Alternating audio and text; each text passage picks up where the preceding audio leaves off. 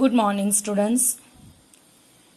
As we have finished our learning of present continuous tense in our last session and its transformation from active to passive.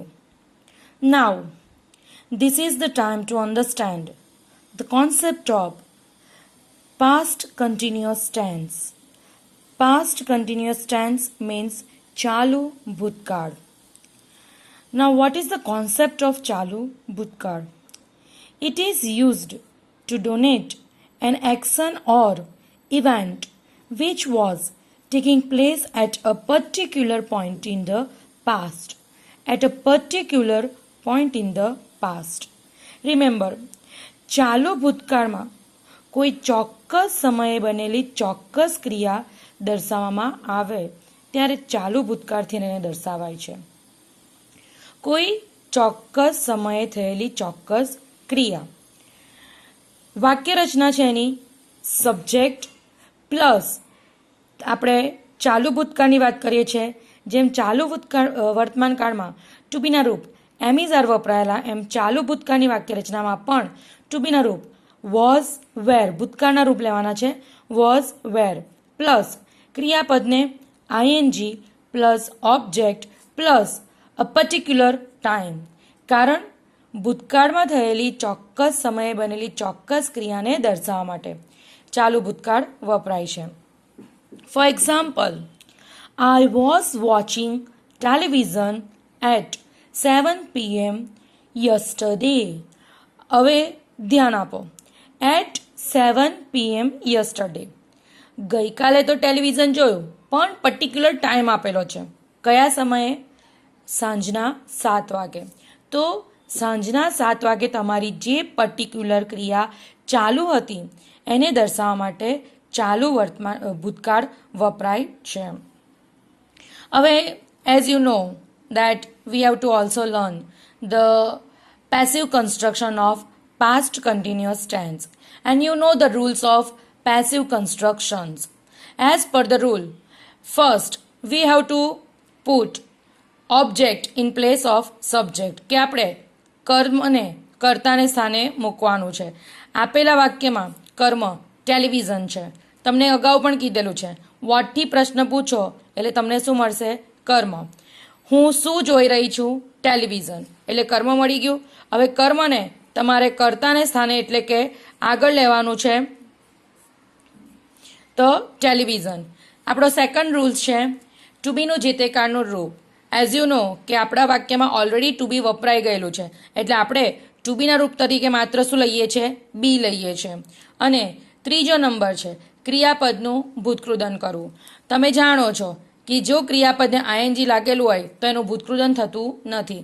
એના માટે ક્રિયાપદને આપણે મૂળ રૂપમાં લેવાનું હોય છે. એટલે જે ક્રિયાપદને આઈએનજી લાગેલું છે એ આઈએનજી આપણે શાની સાથે બેસાડીએ છીએ? બી સાથે. એટલે બીનું શું થઈ ગયું? બીંગ. હવે ક્રિયાપદ કયા રૂપમાં આવી ગયું? મૂળ રૂપમાં આવી ગયું. એટલે ક્રિયાપદ મૂળ રૂપમાં આવતા એનું આપણે ભૂતકૃદન કરી શકીએ. એટલે વોચનું ભૂતકૃદન થશે વોચડ.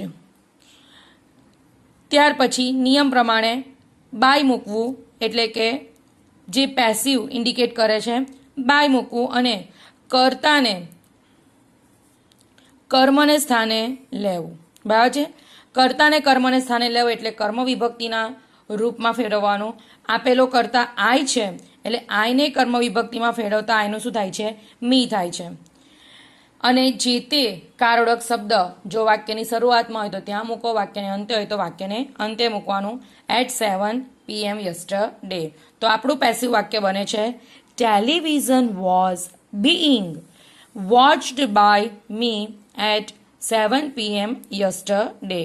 તો આના પછી તમે વાક્યરચના બનાવી શકો છો object plus to be plus being plus ક્રિયાપદનું V3 પ્લસ બાય પ્લસ કર્તા અને અન્ય સમય સૂચક શબ્દ કે જે તે વાક્ય વપરાયું હોય તે. આ હતી એની પેસિવ વાક્યરચના. બીજો એનો યુઝ જોઈએ. It is used to refer two actions or situation progressing in the past at the same time. Remember કે બે ક્રિયાઓ કે પરિસ્થિતિઓ કે જે ભૂતકાળમાં એક જ સમયે બની રહી છે એને દર્શાવવા માટે ચાલુ ભૂતકાળ વપરાય છે. ઇન અનધર વર્ડ આપણે બીજા શબ્દોમાં એમ પણ કહી શકીએ કે બે ક્રિયાઓ પૈકી જે ક્રિયા ચાલુ છે એને ચાલુ ભૂતકાળથી દર્શાવવાની અને જે ક્રિયા જે તે સમયે અચાનક બને છે તેને આપણે સાદા ભૂતકાળથી દર્શાવીએ છીએ. યાદ રાખજો, અચાનક બનેલી ક્રિયાને આપણે સાદા ભૂતકાળથી દર્શાવીએ છીએ. For example, I was watching television when my father came back from the office. Remember, here two actions are given. The first one, I was watching television. એ કયા કાળમાં આપણને આપેલી છે? વોઝ વોચિંગ, દેટ મીન્સ કે ચાલુ ભૂતકાળ. અને અચાનક કોઈ ક્રિયા બને છે, સડન એક્સિડન્ટલી કોઈ ક્રિયા બને છે, અને કઈ ક્રિયા છે? માય ફાધર કેમ બેક ફ્રોમ ધ ઓફિસ, કે મારા પપ્પા ઓફિસેથી પાછા ફરે છે. તો બે ક્રિયાઓ પૈકી જે ક્રિયા ચાલુ હતી એટલે કે ટીવી જોવાની, અને બીજી ક્રિયા કે જે અચાનક બની, તો જે ચાલુ ક્રિયા છે એને ચાલુ ભૂતકાળથી દર્શાવેલી છે અને અચાનક બનેલી ક્રિયાને સાદા ભૂતકાળથી દર્શાવેલી છે.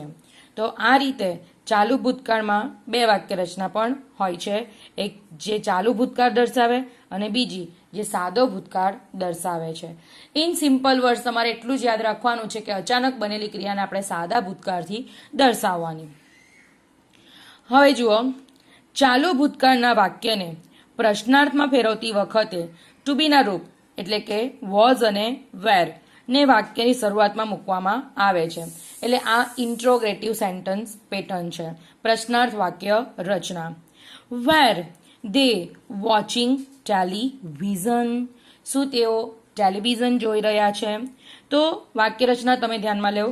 ટુ બીનું રૂપ પ્લસ સબ્જેક્ટ પ્લસ ક્રિયાપદને આઈએનજી પ્લસ ઓબ્જેક્ટ પ્લસ પ્રશ્નાર્થ ચિહ્ન. આપેલી વાક્ય રચના ઇન્ટ્રોગેટિવ છે એટલે પ્રશ્નાર્થ ચિહ્ન બહુ જ જરૂરી છે. હવે એનું પેસિવ, એઝ યુ નો, કર્તાને સ્થાને કર્મ. વાક્યમાં કર્તાનું સ્થાન બીજું છે એટલે બીજા સ્થાન ઉપર આપણે કર્મને લાવીએ. કર્મ છે ટેલિવિઝન, તો ટેલિવિઝન આગળ આવે તો ટેલિવિઝન એ ધે બહુવચન છે એટલે આગળ વર મૂકેલું છે. પણ હવે ટેલિવિઝન વર્ડ એક વચન છે એટલે એના સંદર્ભમાં વાક્યની શરૂઆત સાંધી થશે વોઝથી. Was television being. પેસિવ કરતા તમારે કયો શબ્દ મૂકવાનો છે? બીંગ. વોચ્ડ બાય ધેમ.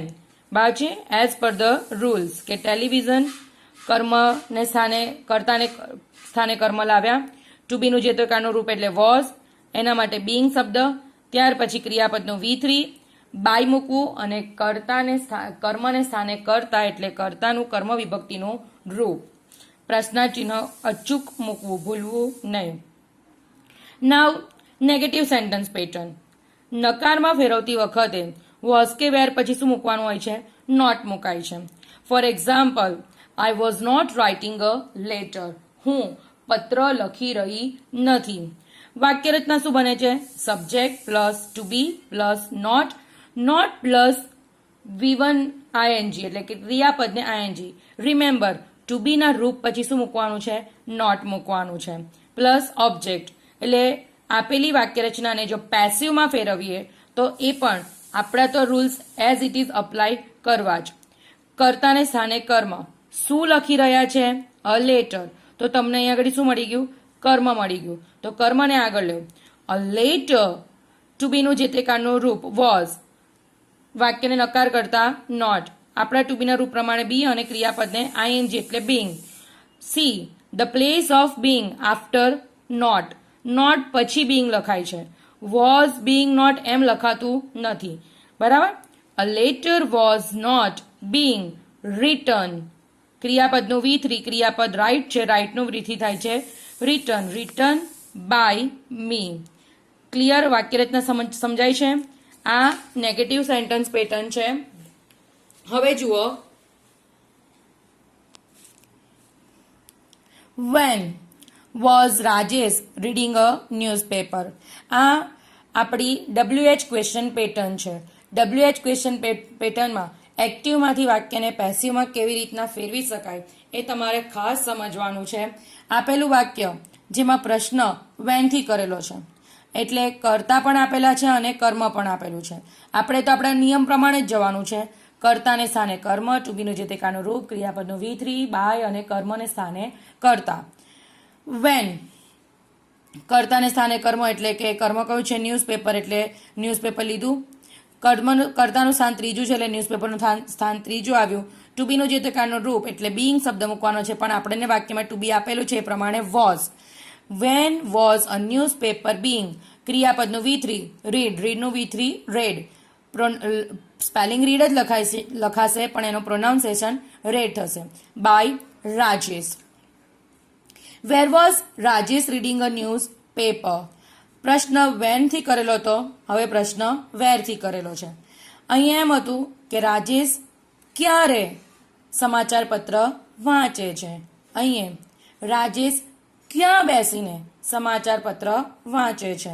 તો એઝ પર ધ રૂલ્સ આપણે પેસિવ કરીએ.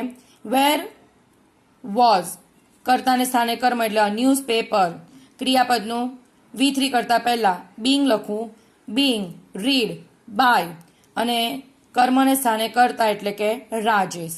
વેર was a newspaper being read by Rajesh. Third sentence, why was Rajesh reading a newspaper, કે રાજેશ સમાચાર પત્ર શા માટે વાંચી રહ્યો છે. પ્રશ્ન વેન, વાઇલ, વેર થી મેં પૂછેલો છે. પેટર્ન એક જ છે પણ એનું પેસિવ કન્સ્ટ્રક્શન તમે સમજી શકો એટલા માટે તમને આ એક્ઝામ્પલ આપેલા છે. Why was a newspaper being read by Rajesh. હવે એના પછીની વાક્ય રચના, who was reading a newspaper. પ્રશ્ન હુથી કરેલો છે. એઝ યુ નો કે પ્રશ્ન હુથી કરશો એટલે કરતા મળશે નહીં, એટલે જ્યાં કરતા નહીં હોય ત્યાં તમને પેસિવ કન્સ્ટ્રક્શનમાં કીધેલું છે કે હુની જગ્યાએ શું મૂકવાનું છે? By home. ટુ બીનું રૂપ એ તો કાર્ડ પ્રમાણે જ છે, પણ કર્તાને સ્થાને કર્મ, તો કરતા નથી તો કર્મ તરીકે આપણે શું લીધું છે? અ ન્યૂઝ પેપર. કર્મ તો આપેલું જ છે, કર્મનો તો આપણે ઉપયોગ કરવાનો જ છે, એટલે કર્મને આપણે આગળ લાવીએ છીએ. By whom was a newspaper. To બીનું જે તે કાળનું રૂપ એ પ્રમાણે બી, ક્રિયાપદનું ING હતું તે બી સાથે લગાવે છે એટલે બીંગ, અને ક્રિયાપદનું V3 કરીએ એટલે read. By whom was a newspaper being read. પ્રશ્નાર્થ ચિહ્ન અચૂક મૂકવું. વોટ વોઝ રાજેશ રીડિંગ, કે રાજેશ શું વાંચી રહ્યો છે. આપેલા વાક્યમાં વોટથી પ્રશ્ન પૂછેલો છે એટલે ઓબ્વિયસલી કર્મ આપેલું હશે નહીં. તો કર્મ નહીં આપેલું હોય તો આપણો પહેલો જ નિયમ અટકે, કર્તાને સ્થાને કર્મ, પણ કર્મ આપ્યું જ નથી તો તમારે હંમેશા એ યાદ રાખવાનું વોટવાળી વાક્ય રચનામાં કે વોટને જ કર્મ સમજીને ચાલવું. એટલે આપણું કર્મ આગળ આવી ગયું વોટ. ટુ બીનું જે તે કાળનું રૂપ પ્રમાણે વોઝ, ક્રિયાપદને ING એટલે બીંગ, ક્રિયાપદનું V3 એટલે કે read. What was being read by Rajesh. બાજુ કરતા આપેલા છે એટલે કર્તાને આપણે બાયથી દર્શાવવા બને છે. પ્રશ્નાર્થ ચિહ્ન. તો આ હતી WH વર્ડવાળી એક્ટિવમાંથી પેસિવની વાક્ય રચનાઓ. દરેક કાળને દર્શાવવા માટે કેટલાક કાળ સૂચક શબ્દો હોય છે, કાળ દર્શક શબ્દો હોય છે. તો અહીંયા પણ ચાલુ ભૂતકાળમાં દર્શાવવા માટે when, while, then, at that time, at that moment આ શબ્દો ચાલુ ભૂતકાળની ક્રિયાને ઇન્ડિકેટ કરે છે. ગુજરાતી ભાષામાં આપણે અવારનવાર જ્યારે, ત્યારે નો ઉપયોગ કરીએ છીએ. આ પ્રકારની ભૂતકાળની વાક્ય રચનાના એટલે સાદા ભૂતકાળ, ચાલુ ભૂતકાળ અને વેન વાઇલનો સંગમ, કે જ્યારે ત્યારે વાળી આ પ્રકારની જે વાક્ય રચના છે એમાં સાદો ભૂતકાળ, ચાલુ ભૂતકાળ અને વેન વાઇલનો સંગમ એવું કહેવાય છે. For example, while I was playing cricket, કે જ્યારે હું ક્રિકેટ રમતો હતો ત્યારે. ઇટ રેઇન્ડ, વરસાદ પડ્યો. જ્યારે હું ક્રિકેટ રમી રહ્યો હતો ત્યારે અચાનક કોઈ ક્રિયા બની. તે કઈ ક્રિયા બની? વરસાદ પડવાની. એટલે જ્યારે ત્યારેના અર્થમાં પણ ચાલુ ભૂતકાળનો અને સાદા ભૂતકાળનો ઉપયોગ થાય છે. Second example, when my father came, કે જ્યારે મારા પપ્પા પરત ફર્યા, I was watching TV, ત્યારે હું ટેલિવિઝન જોઈ રહ્યો હતો. એટલે જ્યારે મારા ફાધર પાછા આવ્યા ત્યારે હું મારી કોઈ ક્રિયા ચાલુ હતી. કઈ ક્રિયા ચાલુ હતી? ટીવી જોવાની ક્રિયા ચાલુ હતી. એટલે જો તમે નોટિસ કર્યું હશે તો while પછી હંમેશા ચાલુ ભૂતકાળ આવે અને when પછી હંમેશા સાદો ભૂતકાળ આવે. That's it.